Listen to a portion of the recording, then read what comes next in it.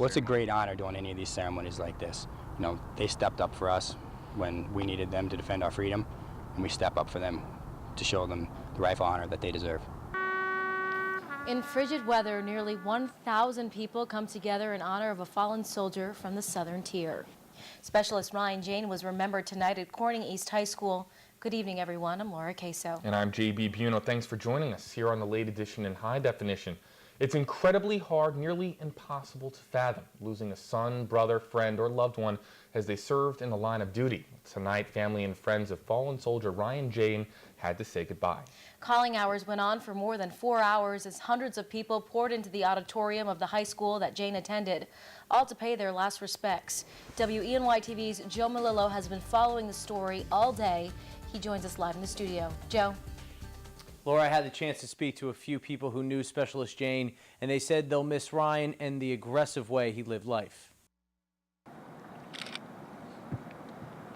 Ready? Aim! Stop! It's something as Americans we have to do, but just because we have to doesn't mean it's easy.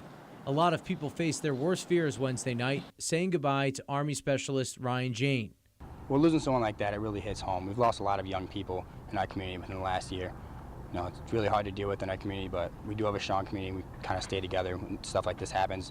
Community, you know, all comes together and supports each other and comforts each other. The military service was held on the Corning East High football field, a sport Ryan and his friends used to play.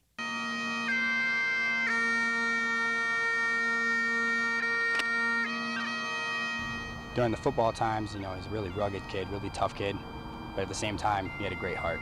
Calling hours at Corning East High School auditorium went on for 4 hours and was filled with people right up until the end.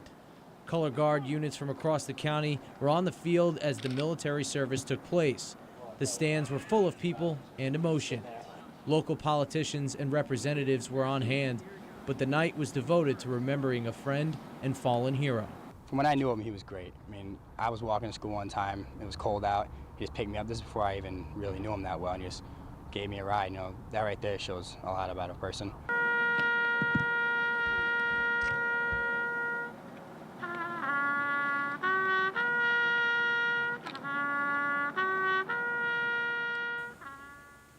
There's a candle lighting ceremony for Specialist Jayne this Saturday night.